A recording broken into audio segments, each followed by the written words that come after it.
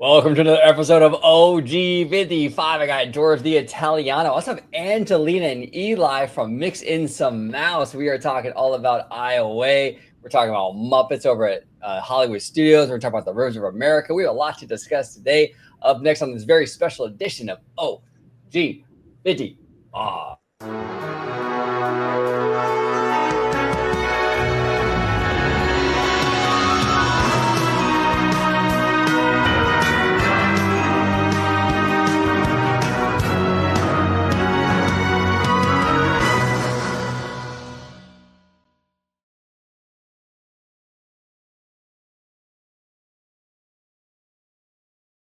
Welcome aboard, everybody, to another episode of OG55. We have a lot of really fun park stories today that we're going to talk about. But before we get started, I want to introduce our amazing guests. We have Eli and Angelina from Mixinsomemouse. Eli, I'll start with you. How you doing?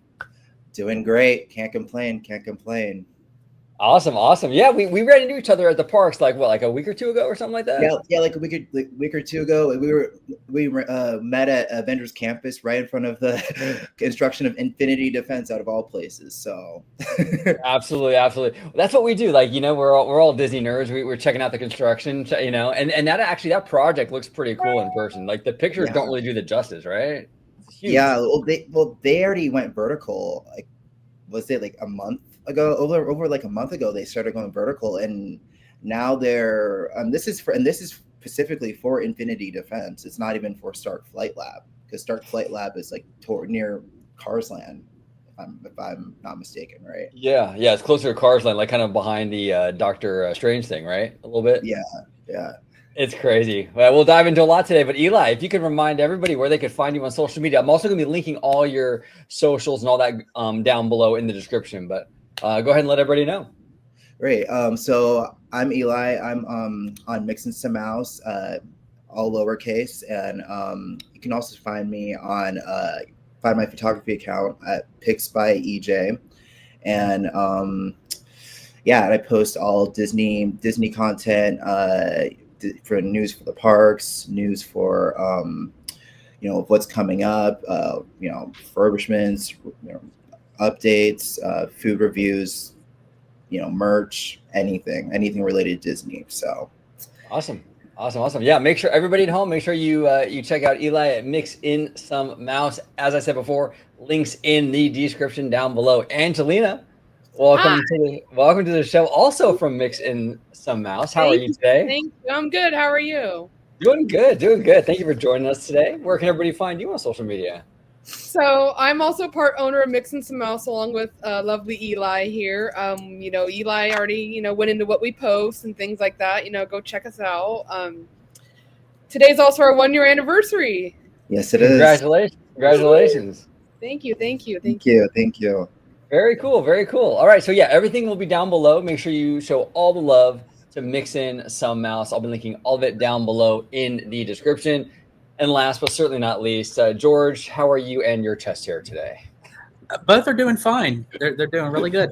Of course, like the infamous chest hair. I mean, I got to trademark that stuff because, I am the Italiano. Forget about it. The ladies love it. If you can let everybody know where they can find you on social media, George. Absolutely. You can find me on my YouTube channel, Hollow Gelato. It's basically me and my fiance. We kind of mixed in both of our cultures. I'm Italian. She's from the Philippines. So we just kind of mixed in both of us with Hollow and Gelato.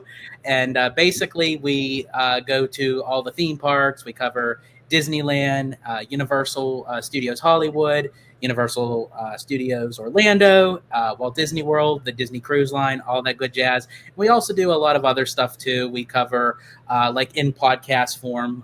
We do a lot of the breaking news, out of theater reaction reviews, and all that good jazz. So you can definitely find us on Hollow Gelato. There he is. All right, let's dive into our topics. We have some great ones today. Really cool stuff. This is courtesy of DisneyTouristBlog.com. by the one, the only Mr. Tom Bricker. It says here, Universal Orlando confirms Islands of Adventureland demolition and replacement rumors. So Universal has announced construction in the Lost Continent at IOA, confirming recently filed permits that detail demolition and fueling the fire behind rumors of replacement for the abandoned area of the park.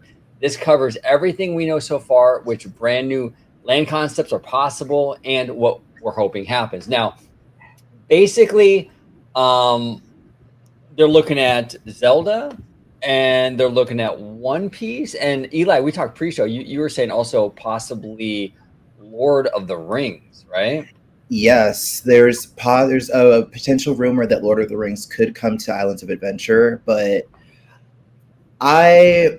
to be honest, I don't think Lord of the Rings would really fit in Islands. I think it would be better in either Epic Universe or the future UK park, because it's a it's a British franchise, and plus I think if they put Lord of the Rings in the UK park, it would draw more, I guess, and crowd flow over to Europe, and it's something that's original to Universal Great Britain, whereas here you have something like Wicked, so because you want to make every park across the world vastly different than from each other. So no, well said, and I completely agree with you. I never considered that, but I love that idea, Eli. And here's the thing too. A lot of visitors come from that part of the world to Orlando, right?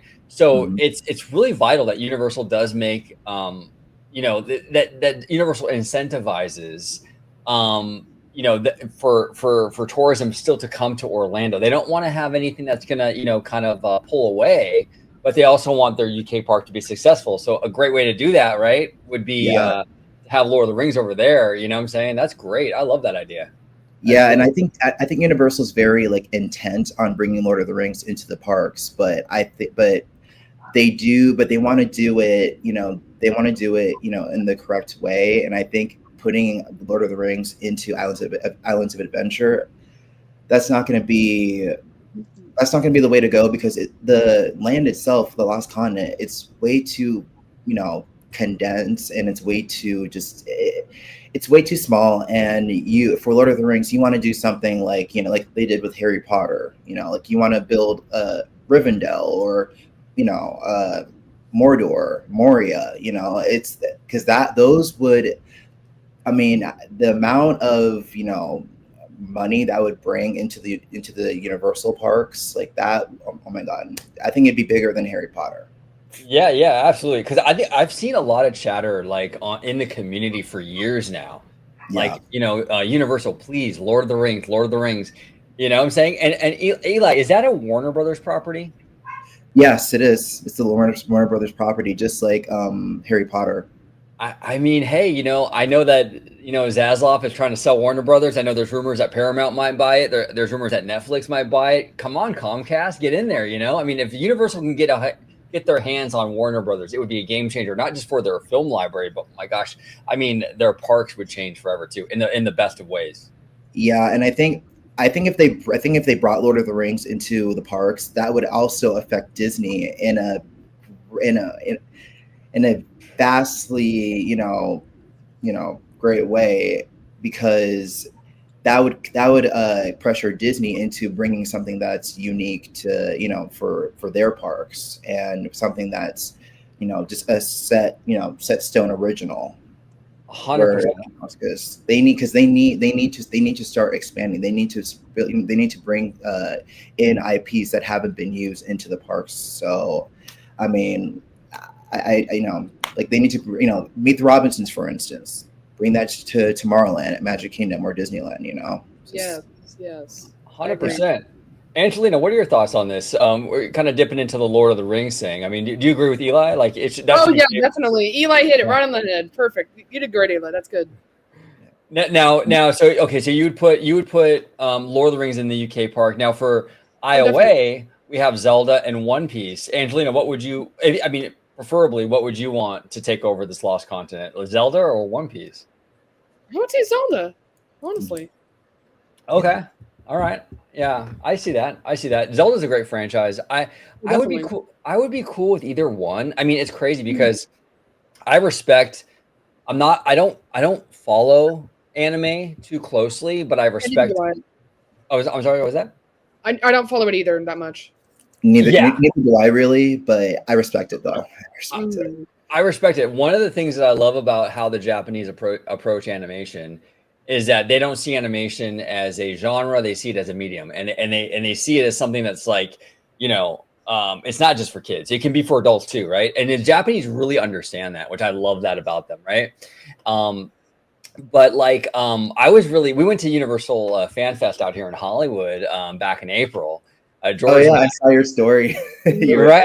I loved it. I was fanboying like crazy, Eli, over that thing. I mean, and I was kind of like, I knew that One Piece had like a huge like following, but I wasn't like, I didn't know it was that big.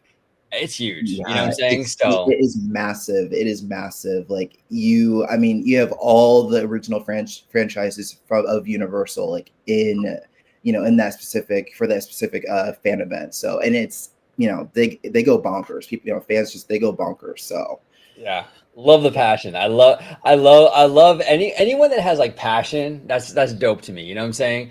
In a world that's so cynical nowadays, it's great to have people that are just nerding out and having a good time. Mm-hmm. But the Italiano, what say you, man? I mean, Lost Continent.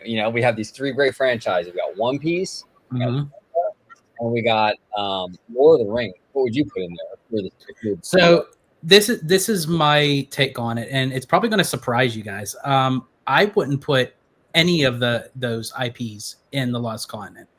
I feel like that area, with only it being like 4.95 acres, I feel like it's very small, and I feel like it wouldn't do those IP justice. I do agree with. I feel like with Lord of the Rings, I feel like it would be better obviously in the UK park, which I think honestly it does look that way, that it's going to be part of that.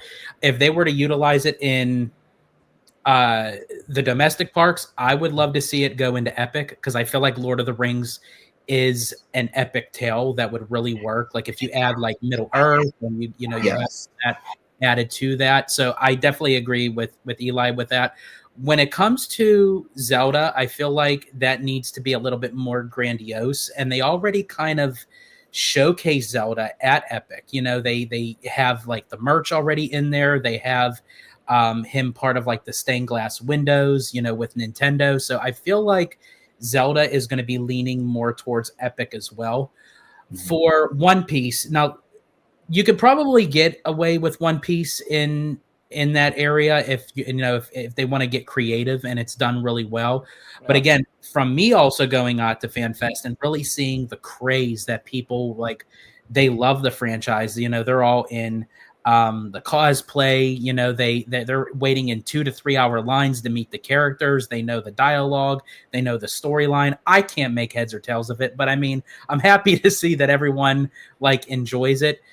I personally feel like, and this might be a hot take, I would prefer to see One Piece or Pokemon replacing Toon Lagoon. That's what I was thinking too. Like if Pokemon replaced Toon Lagoon, because Toon Lagoon is extremely outdated. Like, I mean, no one. I mean, I was in the generation that we're in. No one really talks about Popeye or Dudley Do Right, like, or Betty Boop. Like, I mean, it's like that's like so like not. It's so 90s, So we want something that's relevant to our current generation. So. Oh, 100%. I would agree with you. I would agree with you both like on that, because like Toon Lagoon, you're right. There's a lot of these franchises in that land that a lot of kids have no idea. I mean, I think even Heathcliff is in there and stuff. Like no one knows who Heathcliff is. I even think like at a time when Toon Lagoon opened in 1999, I don't even think kids knew then who these characters were. I mean, honestly, yeah, kind of, George. I mean, that's a good point too. Like even back then, they were kind of already on their way out, right? And it's like, yeah, that's wild. But with One Piece, because as far as what I understand, it is based off of water, like the series.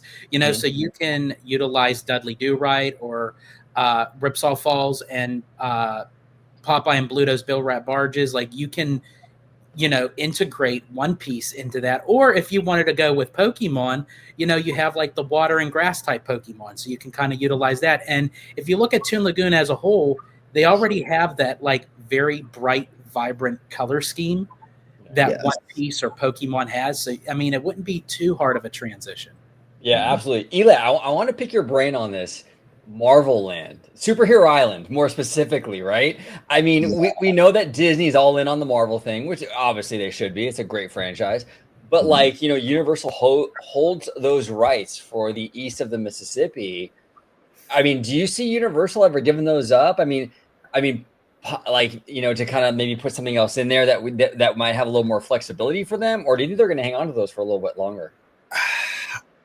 I think they're going to hang on for this a little bit longer, because if they completely give up the Marvel rights and DC rights to Disney, then that would put Universal at a disadvantage, and that would give Disney more buck in the boot into expanding that franchise into within their parks. And they're already using Spider-Man in the international parks, like in Shanghai and Hong Kong. So I think if Universal were to give up Marvel and DC, that could really, I don't know. I think that can potentially like kind of hurt Universal a bit, but also if they bring Lord of the Rings and Pokemon and Zelda, that can revive their their fall. Yeah, it can kind of mitigate that a little bit, right? Like, yeah, that's interesting. Like, Angelina, I want to ask you in terms of Zelda, because like Super Mario World, basically, what they have now with the very Mario heavy. Well, we have Donkey Kong too, to be fair. We don't have it out here in Hollywood, but we have Mario and Donkey Kong. Yeah, but it's a very kind of like a cartoony sort of aesthetic, which obviously for those franchises that works perfectly. Definitely. But how would you approach Zelda though? Because Zelda feels like kind of like a Lord of the Rings kind of thing for me. Like, would you want that connected to like the Epic Universe land, or would you prefer it to be separate and more of a realistic kind of grander kind of scale for that particular? Yeah, I would see that in Epic Universe, right, Eli? What do you think? Yeah, I see that in Epic Universe, because there is this plot of land that's at least 20 acres, and that could, you can actually like fit like almost like 3 or 4 mini lands of Zelda, or even like you can fit like 4 mini lands of Lord of the Rings in there. Like you can fit Rivendell, Moria, was it the Mordor, fit Minas Tirith, like you can fit a lot of stuff in there and a lot of attractions in that vast amount of space. And it's a positive because it adds more capacity to the park. Right. That's true. And Zelda has a banger soundtrack. Oh yeah, I mean, that would be amazing. Walking through there and having that music and stuff would be awesome. Really cool. The Zelda soundtrack, that slaps. It definitely slaps. It does, 100%. Now, George, I know what you're thinking about this, because I know you were, because Mythos is George's like his thing, dude. This is like, that's your jam, right, George? And you were worried it was going to go away, but here, Tom Bricker, he says here that the first fan favorite Mythos restaurant is probably safe. It's on the other side of the walkway that leads to Wizarding World of Harry Potter, and our expectation is that the path will remain open for the foreseeable future, and also safe are the nearby shops and first aid facilities. So does that kind of ease your concern with that? I mean, Mythos staying, or are you still kind of a little bit nervous about that? So I am a little bit still hesitant. I am glad to hear that it's not on the initial chopping block with everything else. My concern is that obviously whatever IP is going to be integrated into that section, I do know obviously it's going to be integrated into Mythos, because Mythos is a heavy driven kind of like Greek mythological like kind of cavern, which Right. kind of fits in with the Lost Continent. So whatever the IP that does go in there, it is probably going to be integrated into that restaurant, which I'm okay with.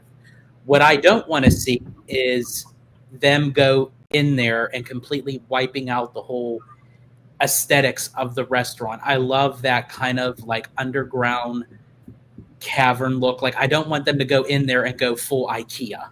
Like I don't want to see that happening, because that's what would really irritate me. I love Mythos. It's honestly, it's my favorite restaurant in all of Universal Orlando property. It really is. I just love the theme.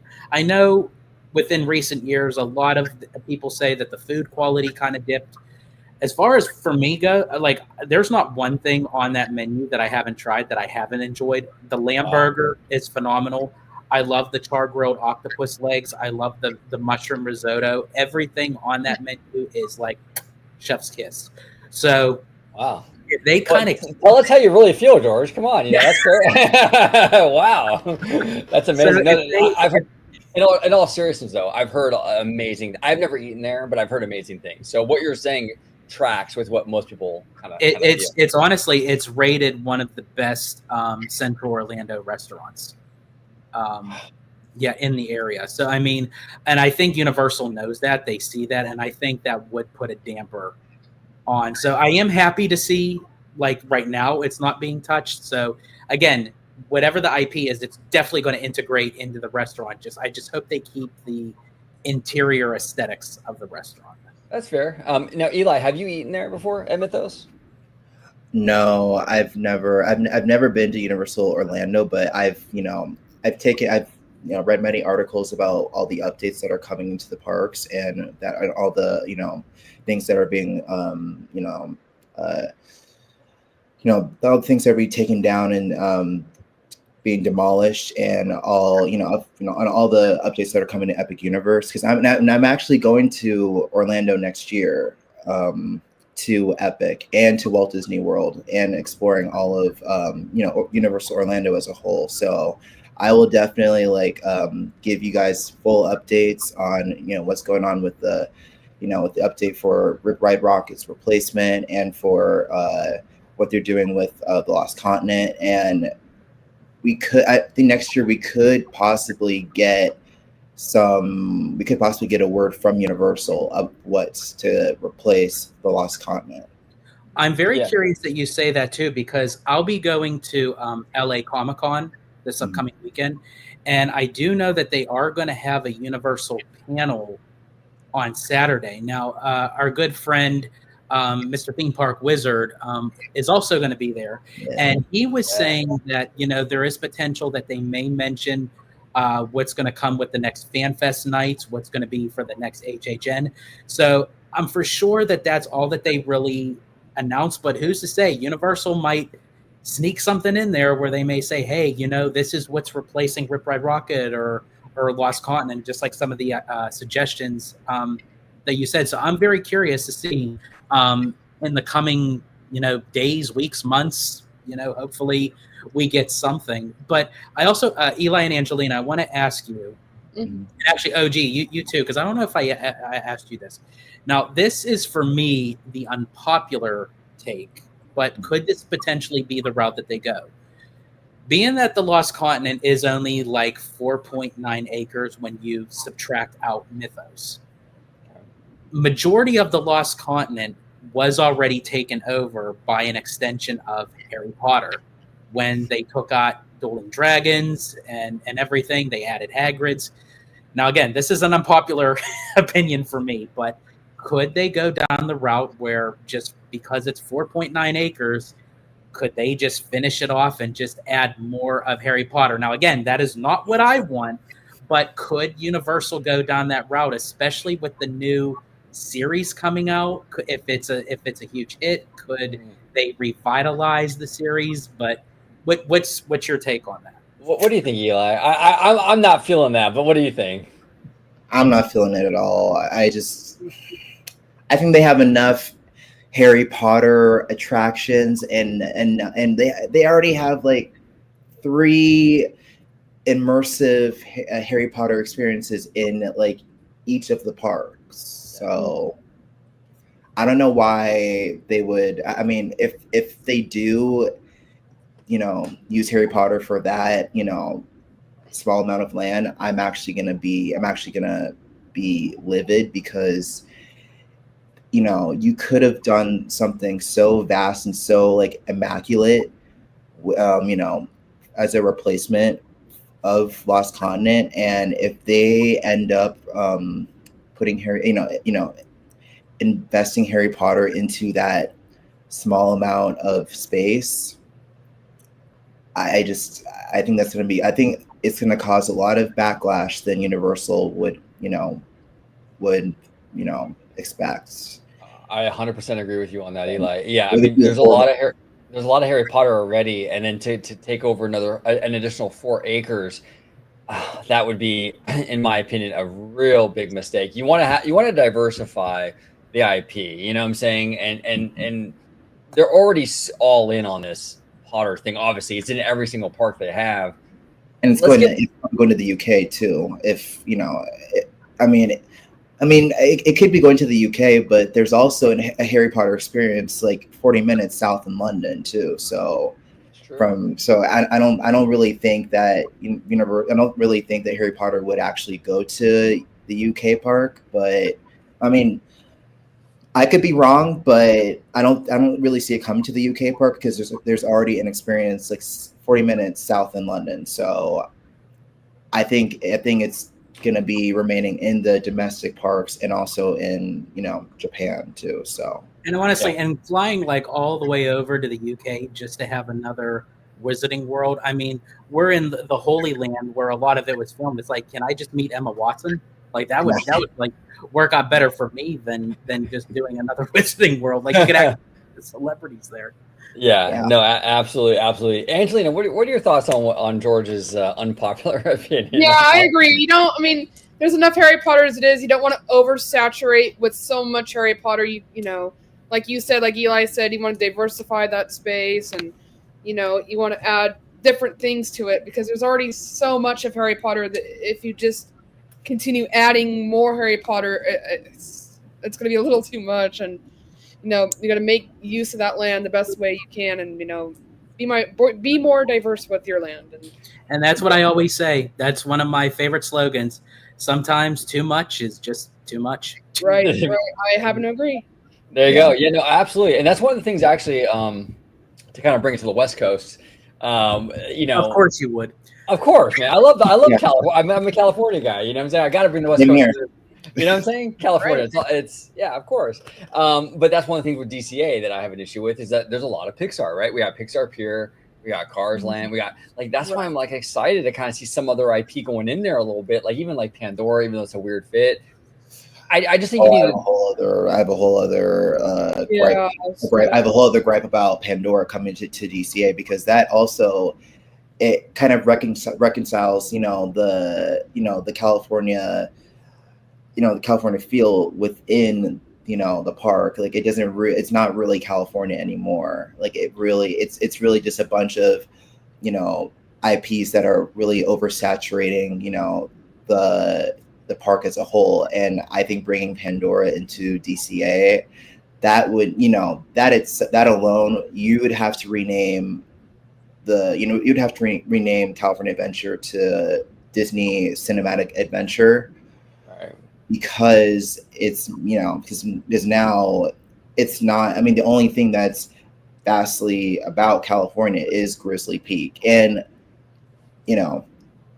certain times of the year when there's Food and Wine Festival, there's Soaring Over California, which they bring back for a short period of time. So, which that's completely frustrating to me all in itself. I'm sorry, like if you're out in California, keep soaring over California. I just don't understand soaring over the world. Like that fits more of Epcot. Like, definitely. No, 100%, 100%. Like that's when you bring over soaring over the world, because you're getting many different culturally diversified foods. Like you don't bring it back to California. We're already in California. That should be the homestay attraction. Right. No, I completely agree with you. I completely agree with you guys. And here's the thing too. You're right, Eli. We're like, the average, like I've been really forgiving, right? Like with the theme stuff, like okay, Cars Land, Route 66, okay, that you know that's pretty California, you know, technically I can understand that. Like there's been some things that were like it's like a loose connection, but like I'll forgive that, right? But Yeah. Avatar, I there's no I got nothing. I don't know how do you explain that? You know what I'm saying? So I would agree with you. Like Disney's cinematic adventure would make a lot of sense, you know. I mean, I don't really, it doesn't connect with California Adventure at all. I mean, Cars Land, like you said, it's vastly, I mean, it's kind of, I mean, it's basically California, even though it takes place in Arizona, like right. It's more so California than it is, you know, than Pandora, where Pandora is just, you know, it's like, well, and it's not even just like the overall theme of putting Pandora in DCA. It's how they're bringing it. It's going into Hollywood Land in the backlot area. So the transition, I'm still trying to figure out how this is going to work. Where is the cutoff? I did a video recently on my channel, and I actually addressed this while we were walking down out of Hollywood Land into Buena Vista Street, and I'm like, when you come to where the there's like a gate where Carthay Circle is, and I use that as the divider because that's where Buena Vista Street ends, and then where Hollywood Land begins, where they used to have the two golden elephants with the Hollywood sign. That's basically where Hollywood Land begins. So what, you like then leave Buena Vista Street, you walk right into Pandora, and then while you're walking through Pandora, off to the right, oh look, there's Mission Breakout. Like, understand like where it sounds so fruity. It just sounds like so fruity. Like if you think about it, because it's like you're walking on Buena Vista Street, and then you take a left, and oh, you're in Pandora, and then if you take a right, oh, you're basically in Avengers Campus. Well, right. Well, on the peak of you're almost basically at the peak of Avengers Campus, and it's like because you can see Mission Breakout from you know from the future, you know, Pandora, and that will not fit well with sightlines. It won't fit well with, you know, immersion. It will completely like fluctuate, you know. I really don't think it'll fluctuate with the whole, you know, sightline thing, because Mission Breakout is like it's right there, and you know that will ruin the illusion and the immersiveness 100%. So unless they find a way to block out Mission Breakout, which I don't really see them ever doing that. Well, let me ask you both. Let me ask you both this. They recently just released like a special on like for ABC and Hulu and Disney Plus of like the 70 years of the Disneyland Resort and what have you. And they were including the future of the parks, and they were including all these projects with Avengers Campus and Coco and Pandora. And basically Disney confirmed what we were all speculating, that this was going to be like for the normies or like the greenhorns that really didn't know that these projects were coming to the parks, because there really wasn't nothing newly announced. It was the same stuff that they've been given to us since last year's D23. So in my mind, and I could be wrong, because I do know that there are, you know, we still need more information of like what's even going on with the Florida projects, that like with Encanto and Indiana Jones. Like we don't really know too much about it either, but they already still right, and they already started construction on those. Now Coco is due to start construction late, like at the back end of this year, right before the new year comes in. Yeah. All we got is 2 pieces of concept art. It is like one scene inside the ride itself and the entranceway to the attraction. We still don't even know really like the angle of like where this is all going. And even with Pandora, do you both feel that there is a possibility that Disney is still trying to figure out how they want to approach these, and they're just kind of buying time?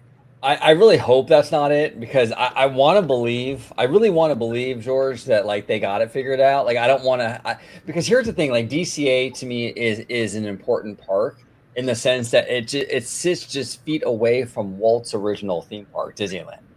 So I want them to get this park right. And but that's what worries me, because if it was Disneyland Park, we wouldn't even be having that conversation. I know, and I feel like that's the case a lot of times, and I don't know why they have that kind of mentality, because this sits just feet away from that park, though. I know they're two separate things, but like, it's like I mean, they should treat it like, I mean, I know nothing will ever be Disneyland, right? But you got to get it as close as humanly possible to Disneyland. And here's the other thing too, even from a business perspective, when you have people from around the world, whether from Australia, Japan, South Korea, wherever, coming to Disneyland Resort, they're always going to go to Disneyland, right? But DCA is more like the skippable park.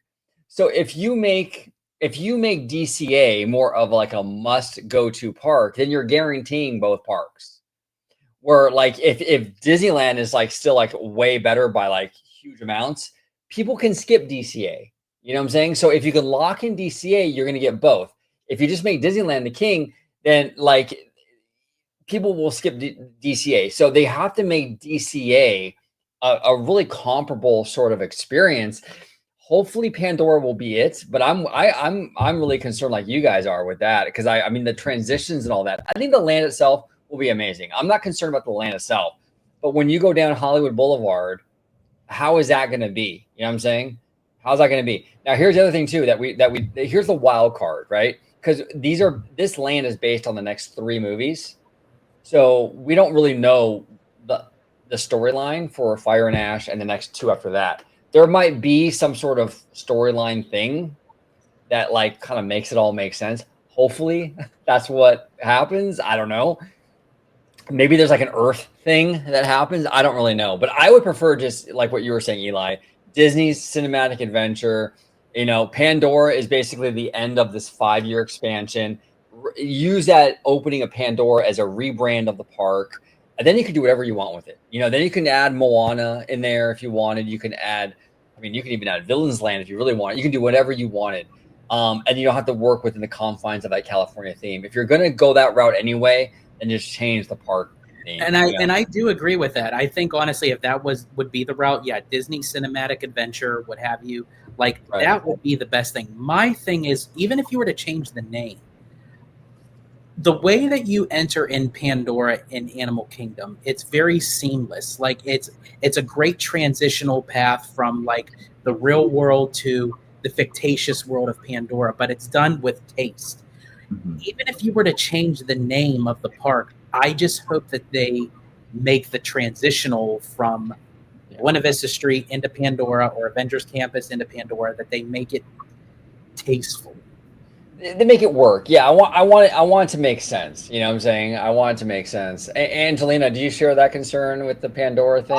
Oh, definitely. Because like George and Eli said, you want a smooth transition, not these choppy transitions, and you want everything to have a flow to it. And you know, we're here in California. You know, people want to come to California Adventure, and they want those elements of California. And there once was back in the day when it first opened, and then they're slowly being taken away. And I feel like the only thing left is Grizzly Peak that's even remotely, you know, part of like the whole California thing. And then with this new stuff being put in, like George said, I really hope it's tasteful. I mean, like I said, we only get bits and pieces, so we really don't know.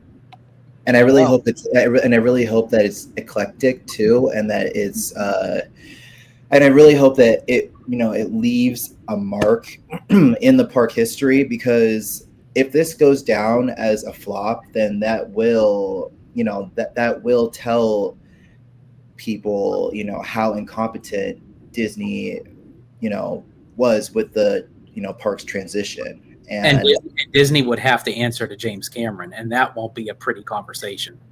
No, it won't. I mean, because honestly, I think you do not want to make the parks choppy either, like what you and Angelina said, because it's like if you do make the parks choppy, then that will also be another conversation, and it won't go down well at all. Like it would be very kind of like a cut and paste, kind of like elementary school kind of project where you just kind of like just throw a whole bunch of stuff together and you just hope that it works. Yeah, you got to make it. You got to make it make sense. You got it. We have a lot to utilize that land too. Yes. Yeah, Yeah, absolutely. Because back then when I first came to California Adventure when I was like 4 years old, I that part of the park I knew it from as because of super I remember Superstar Limo being there, and I remember Muppet Vision 3D being there Really too. quick, not to cut you off, Eli. Superstar Limo, best ride Disney has ever made in the whole entire. Oh yeah. Yeah, I would say it's definitely up there. It's definitely up there into with the classics with Pirates of the Caribbean, Haunted Mansion, just Chef's Kiss. Mwah. Indiana Jones, it's And top Splash tier. Mountain, even though it's not RIP, but it's up there. 100%, 100%. Well, let's dive into some Muppets, right? Because we know now that Muppets is going through kind of an interesting time period right now, because I feel like Disney's kind of like, it's like kind of like they're investing in them, but they're also pulling back, right? So I have an article up here from Variety about the Muppet Show revival is coming to Disney Plus with Sabrina Carpenter, which is a real smart pick, I think, because she's brilliant. I mean, she's great. She's really popular. I think her alone will bring a lot of eyeballs to this show. But in terms of the parks, we're seeing them. They're getting rid of Muppet Courtyard. They're getting rid of Muppet Vision, but yet they're moving the Muppets over to Rock and Roller Coaster. And obviously Monsters Inc. is moving into that old Muppet Courtyard. I mean, Eli, what are your thoughts on that whole situation with the park? Like, I mean, are you okay with losing the Muppet Courtyard for Monsters Inc. and having that trade off of having the retheme with Rock and Roller Coaster? Are you upset about it? Are you mixed on it? How do you feel about this? I'm honestly, I'm livid. I'm livid, and I'm not only just upset, but I'm also just so disheartened in Disney's decision on getting rid of Muppet Vision 3D and Jim Henson's last projects before he passed away. And I was watching the last show of Muppet Vision 3D on YouTube, and I was just like inconsolable, just sobbing, and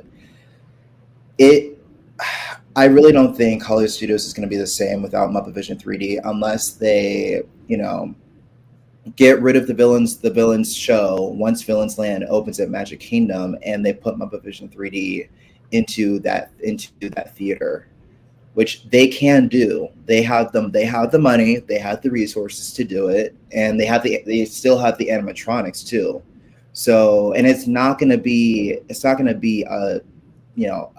a huge project for them, and they can potentially make a new Muppet Courtyard with, you have Muppet Rock and Roller Coaster, you have, Muppet Vision 3D, and they could, put Pizza Rizzo or Mama Melrose into that space. And That's a fair point. That's a fair point. I don't know why they'd, get rid of Jim Henson's last project for an IP that's so it's kind of outdated, and because Monsters Inc. came out in 2001, 2002, or before that. So I mean, I think they should have extended Muppet. They should have extended Muppet Courtyard and built something from the ground up, and they should have put Monstropolis in Animation Courtyard.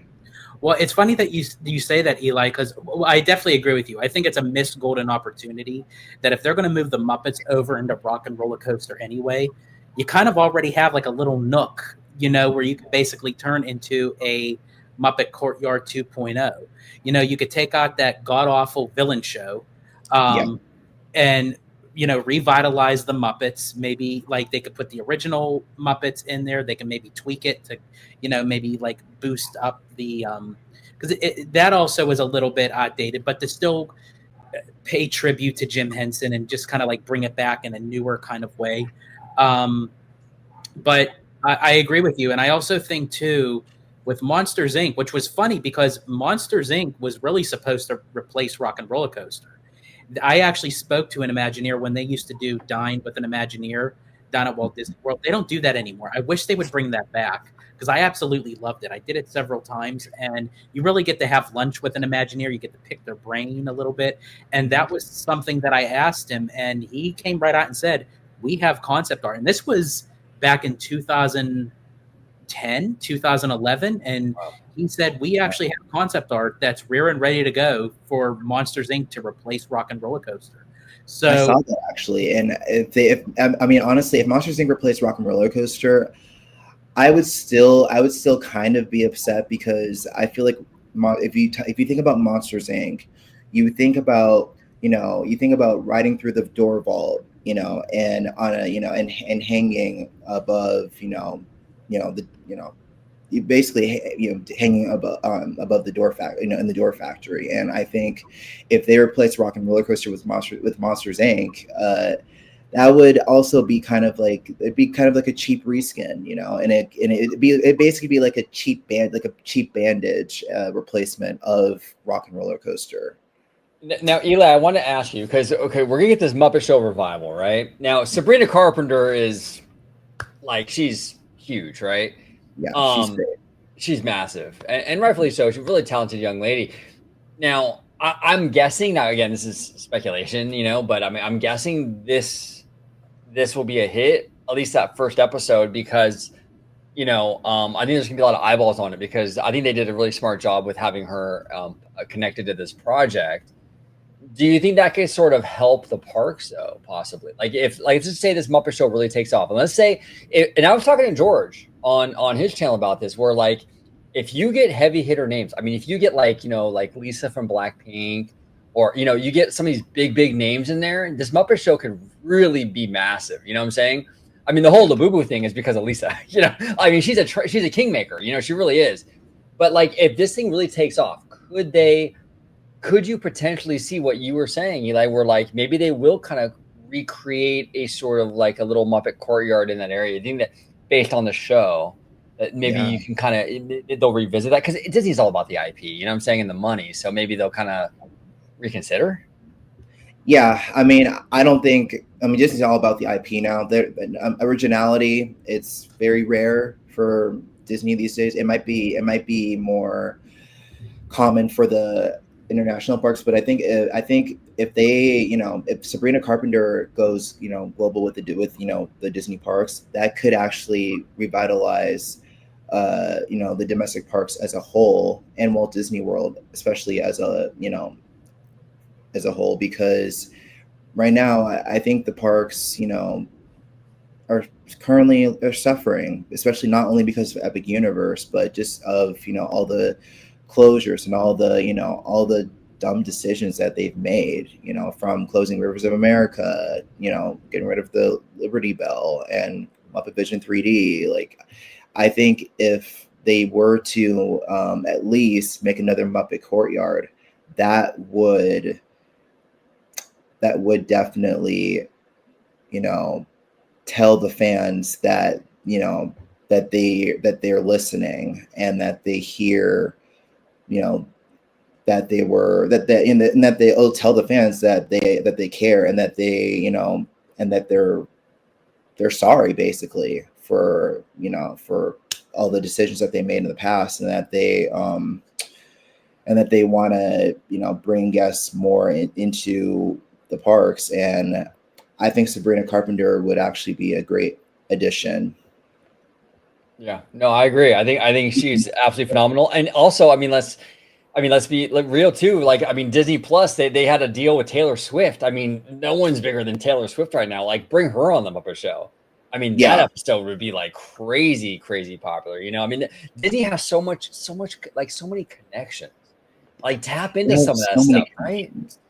Yeah, utilize those connections. Utilize those connections, and just lock in with Taylor Swift, lock in with Beyonce, or just they have so many connections that they can make, and I feel like they're not really utilizing any of those. But I really do hope that Sabrina Carpenter is, I really do hope that she's the bright light, because she's great. She's immaculate.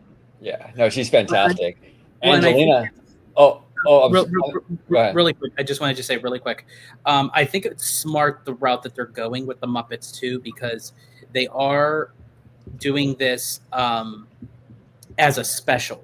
So they're not already setting it up as a series. They want to kind of beta test to see how this performs. And I think that's a perfect route to go, because I feel like with the Muppets, they tried so many different projects that just died at death's door, like from the first season, from the first couple episodes. So I like how they're making it a special, that just to say if it doesn't turn out well, that it'll just end with the special. It'll just be a Muppet special, you know, with Sabrina Carpenter. But if it's a huge hit, then that'll green light for a potential, seasonal show. Which also Sabrina Carpenter is executive producer on this as well, along with Seth Rogen and Evan Goldberg, which they both brilliantly wrote one of the funniest comedies ever, Superbad. So I mean, it's one of my favorite movies. But I love that. I love that movie so much. Have you guys seen Superbad? No. Definitely check it out. It's really, really funny. Like, honestly, George is not exaggerating. Like, probably one of the best comedies in the modern era. It's fantastic. But Angelina, what do you think about this in terms of Muppets going into Monsters Inc. going into Muppets? Yeah, I mean, I agree with what all you guys said, and as to Jim Henson taking out his last original work, like I'm sure Disney would have to provide some answer to, whoever in his family is still living. Like, why are you taking out his last original work? What's your reasoning? Like, what are your plans with the Muppets? Like, there's all these different things, and people loved Jim Henson and his work, and I'm sure many people are sad to see that go. I'm sad to see that go, because I love the Muppets. I mean, come on now. Why would you do that? That's his last original work that he worked on. Why get rid of that? Kind of, No, I feel you on that. Make it make sense, 100%. Now, I want to ask you. Well, that makes just as much sense as Pandora going into Hollywood land. There you go. Yeah. Well, or honestly, or I feel like it's just as bad as. I mean, I know this is like it's kind of a hot take, and controversial, but it's also just as bad as Tiana's Bayou Adventure replacing Splash Mountain too. And that's interesting. Now, Eli, what are your thoughts before we dive into, because we got Rivers of America coming up? We're going to talk about that as well, the new Cars area and all that. But obviously, your first time on the show. I'm kind of curious, like in terms of like the Splash Mountain thing. You've been on Tiana's, I'm assuming, at Disneyland. Yes, at Disneyland. Yeah. Now, what are your thoughts on Tiana's, and like, do you feel like, because you were saying that they shouldn't have done it, like, do you feel like Tiana's is like kind of like a lackluster ride, or do you feel like it was like Splash was too iconic where nothing could really beat it, sort of? I feel both. I mean, Splash was one of the most popular rides in the Disney parks, because it was not only here in California, it was also in Florida, and it's currently still in Tokyo Disney. And I think Tiana's Bayou Adventure, it would have been a bop, if they went by the original story from the movie, and if they would have, if they didn't, I mean, kudos to them for trying to make it a sequel, because you don't really see that with Disney that much anymore. But I think Tiana's Bayou Adventure, I mean, the ride itself, don't get me wrong, it's still very fun, because it's the same ride system, it's the same track layout, but just different theming, different, decorations and different animatronics. But I would say the story itself, it's very lackluster. It's very empty, and it's just, you have many like black spots in places where there weren't any before with Splash. And I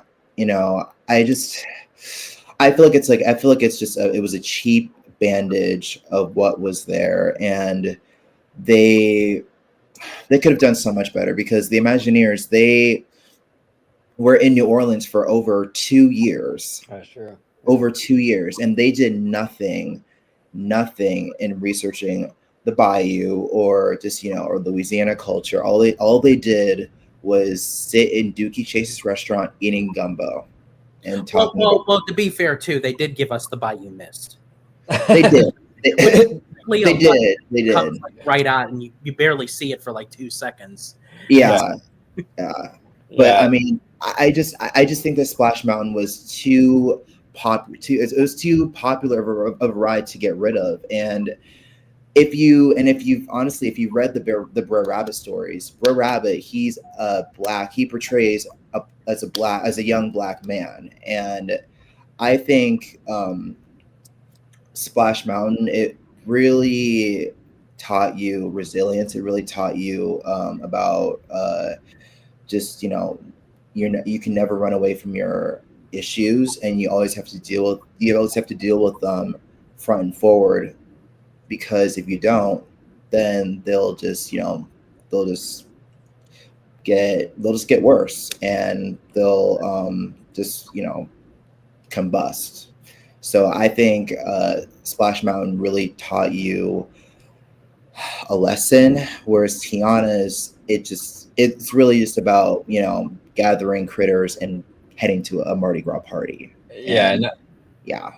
yeah, I feel you on that. It does feel, yeah. Well, and the other thing too, I wish we would have got Facilier in this attraction. Yes. Is my biggest thing. I mean, like George, you've already said, like that lift hill. Are you ready? Like that would have been so. Bum, bum, bum, bum. I mean, come on. I mean, like it was made for that. If they really wanted to bring out the essence of Princess and the Frog, and I feel like it's an injustice between both franchises, because it doesn't utilize the charm that the Princess and the Frog really gives in the film. And to Eli's point, it really doesn't do even injustice to Splash Mountain, because there were a lot of great African American performers that did the voices of those characters, and you're basically silencing them for their work. And I believe it was, don't quote me, I think it was either the granddaughter of the actor who portrayed the voice of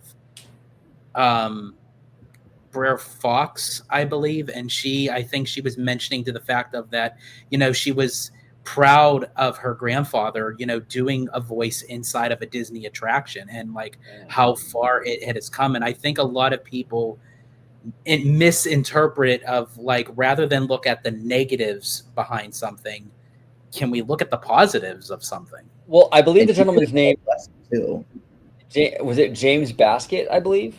Well, he was Uncle Remus. Uncle Remus, okay.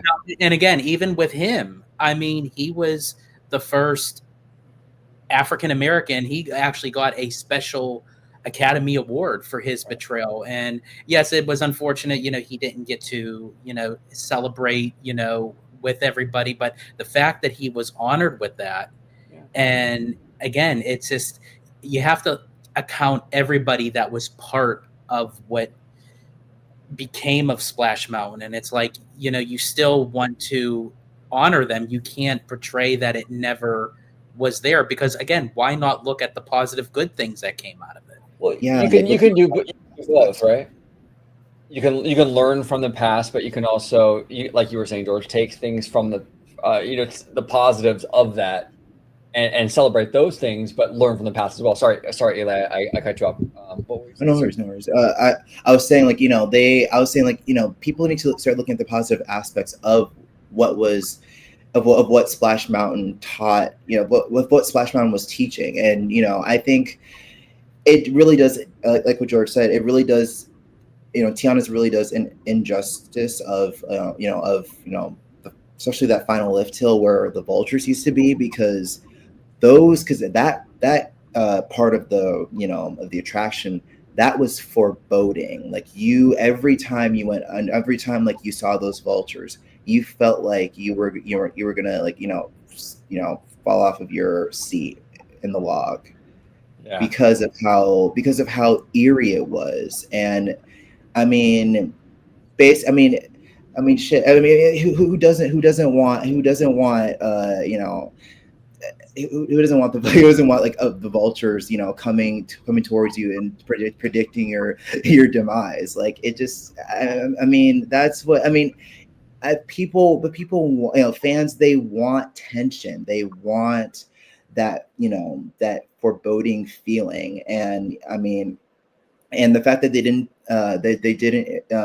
put Facilier in that final, lift hill, it just, it really, really demolishes the, you know, the thrill of the entirety of the attraction, and it's so Eli, I want to ask you, having you said all that, does that worry you moving forward with a lot of these projects that are coming forth? Like, for instance, we talked a little bit about Monsters Inc., but you had mentioned that, you know, they should have stuck to the original story with Princess and the Frog. With the attraction of Monsters Inc., it's not retelling the movie. It's basically after the movie, where they're not going by the screams, they're going by laughter. And there's a possibility that Boo isn't going to be part of the ride, and Randall, the antagonist, is not going to be part of the ride. So oh yeah, like when I found all this, I'm like, okay, this is going to be very interesting. I'm learning this for the first time. It's not going to be based on too.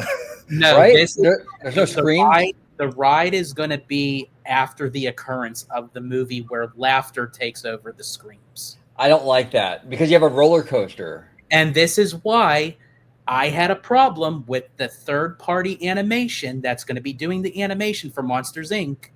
that did Monsters at Work. I'm like, why wouldn't you just get Pixar to do the animation? This is where it, like, when you put it all together, I'm thinking, oh gosh, is this going to be like another one of those sequel to non-sequel after the original kind of thing? But and that then makes also, no sense. That's weird. I also, to your point, because you were mentioned, people love the tension. They love that other side. Does that also worry you with the new Villains Land coming? Because that whole land, the whole land should be tension, you know? Right. And again, they're now mentioning, and they mentioned this at Destination D23, oh, we're going on field trips to Europe, you know, and everything. And I'm like, oh gosh, is this going to be going, you know, to New Orleans all over again, where they spent as you mentioned, 2 years sitting at a diner eating gumbo? Now, are they going over Europe and trying the croissants? You know, like, it's like, are they like, what are they doing that is gonna? I hope that they don't sugarcoat the villains, because the villains could be a banger land, but it also could be a huge blunder. What's your take on that? I think Villains Land, if they don't, let me put it this way. If Villains Land's going to be a flop, that will cook Disney out, because Villains Land is supposed to be tension 25/8. Yeah. And if they even take one inch of tension and foreboding feeling out of that area, oh, Disney, you're in a heck of a ride here, because I mean, you did this with Splash Mountain, you're doing this with Monsters Inc. in terms of sequels, and now you're trying to DEI Villains Land. I think Universal is basically going to be the top dog in terms of theme parks if Villains Land isn't going to, if Villains Land isn't going to slap. If it's not going to be popping, I think that will be the end of, the Disney versus Universal theme park wars, and Universal will be taking that crown home.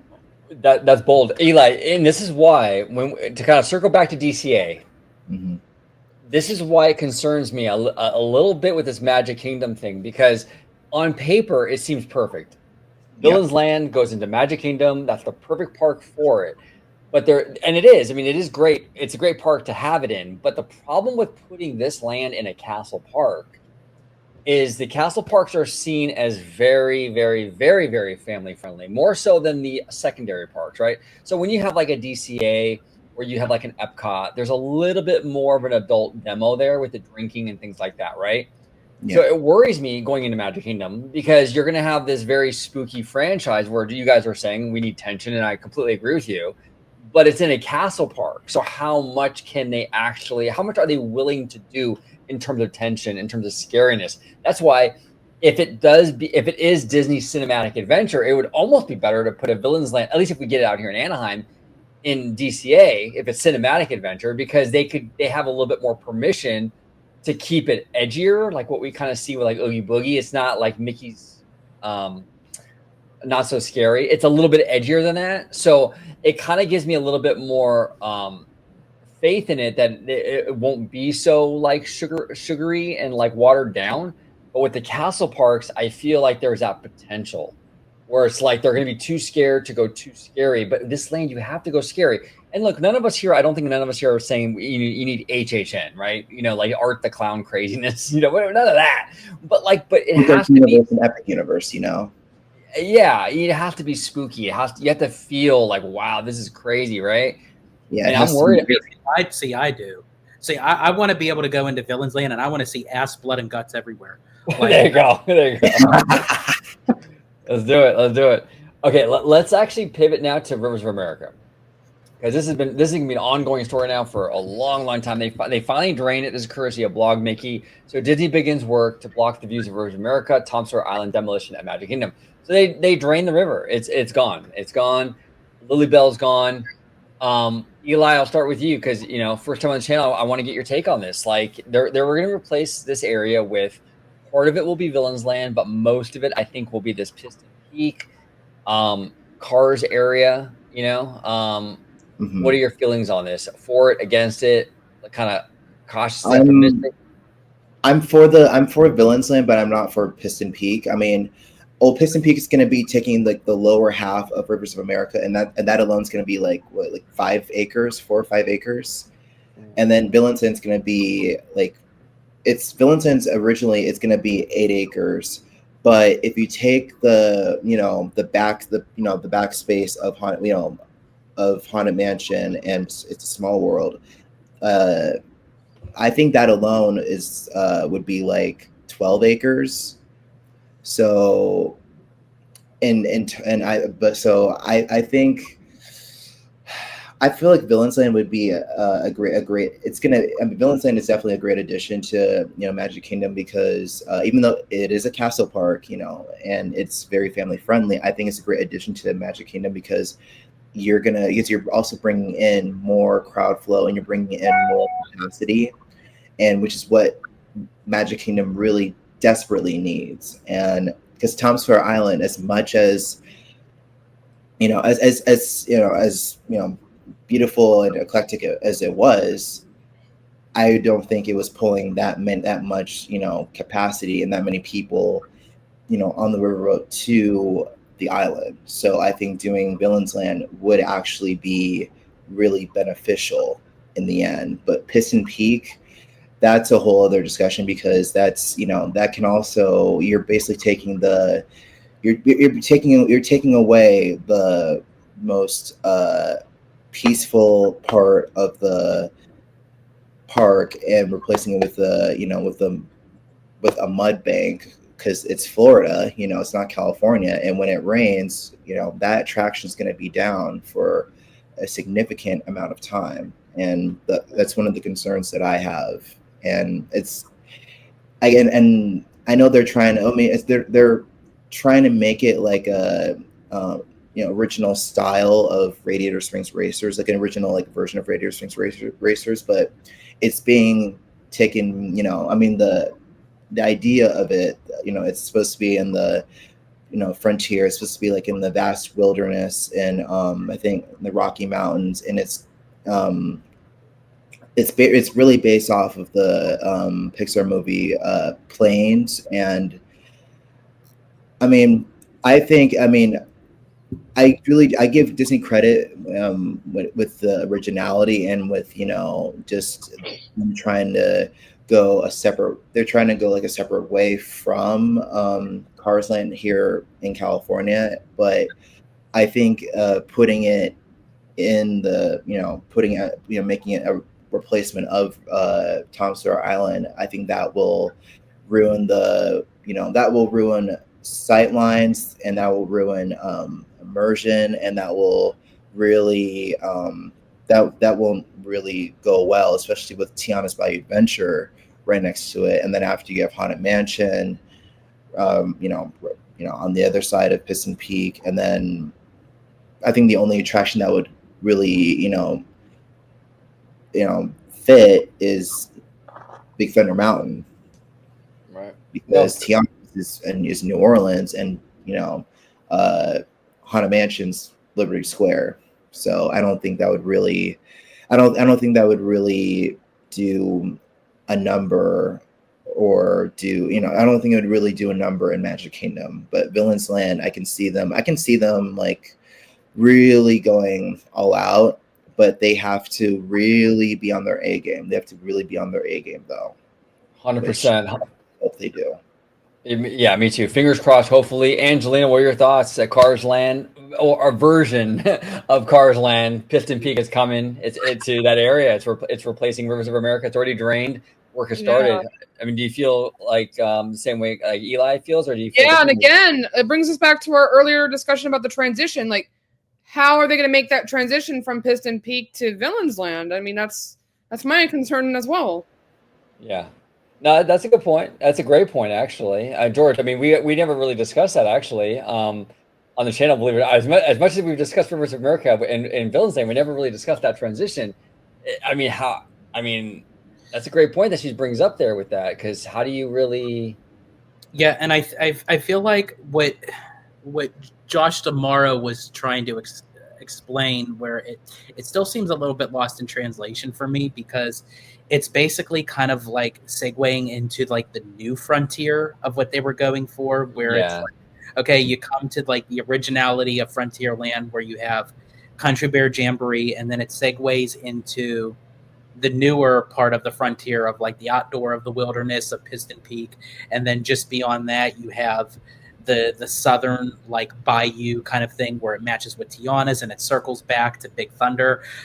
I really don't think Yes is really going to understand that. I don't really, again, and that's where we kind of go back to what we were saying. It just seems like a lot of cut and paste, where they're kind of creating their own narrative of how and why this would work. And I feel like that's the big worrisome, that if you have to try to convince people of like what the storyline is without it just being, just keep it short and sweet, of understanding it, then maybe that is not the right approach that they should have done with this particular project. Now, that's just my opinion of how I feel about it right now. I will definitely hold, reservation of like how I would actually feel about it once this thing is actually built and I get to see it for myself and everything. But again, kind of going back to moving along with sequels, this is something that's basically going to be a sequel. Now, a lot of people can say the argument, well, so is Radiator Springs Racers, which it kind of is. It kind of takes place a little bit after the first movie. But the difference with that is it's in the setting of the movie where it would make sense. With Piston Peak, this whole land is original.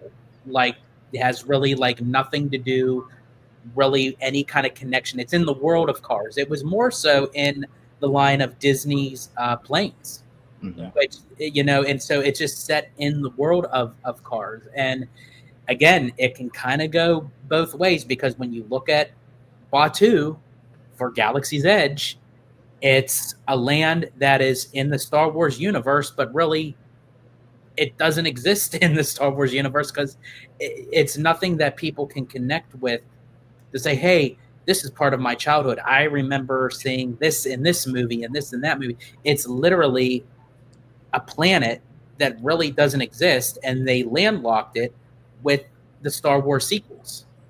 Yeah. And it's like, I don't get it. And I just hope that, again, if it's tastefully done, kind of going back with Pandora, if it's done well, and I will reserve full judgment on until this stuff is actually done. But Cars, Villains, Pandora, I'm optimistic, but I'm concerned. Yeah, no, I'm with you. Now, George, I know you have a live stream on your channel in a couple of minutes, so we'll kind of close it up. But I want to, Eli, Angelina, you both are amazing. I love you both. I love you both. Thank you. And I would definitely want to have you back on the show very, very soon. Definitely. 100%. And I would definitely love to have you guys also on my channel as well. It was a great conversation, and I absolutely love like when usually OG and I can kind of like depict of like how conversations go, and it could either go really really good or it can kind of go like okay, but you guys are phenomenal. Absolutely. Love having you on. We definitely want to have more conversations with you guys. So. Absolutely. Eli, take it away. Where can everybody find you? Yeah.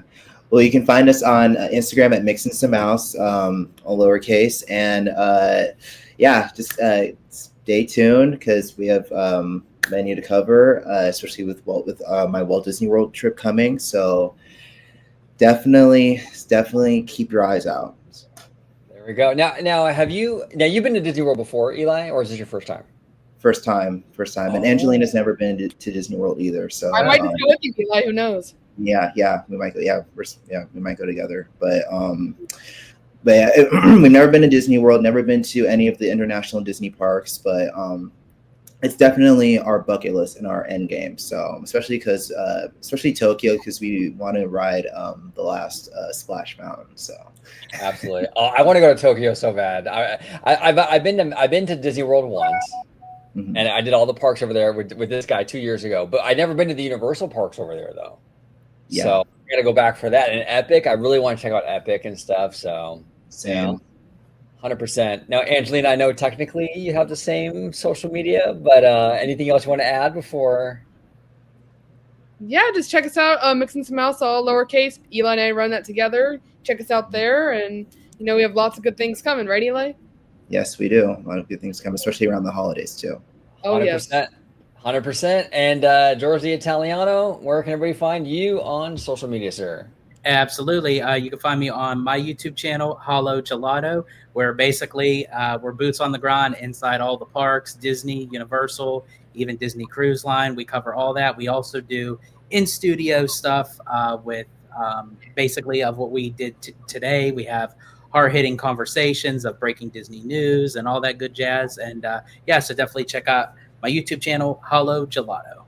There he is. And I'm partnering up with our friend Jared from Capture the Magic. And he's got a great, like nerdy, like merch store. And this is like my favorite shirt because, who doesn't love peaches, right? So it's amazing. He's got a lot, Eli, he's got a lot of Epic Universe shirts and stuff. It's pretty cool. But if you use, I'm definitely going to cop one of those.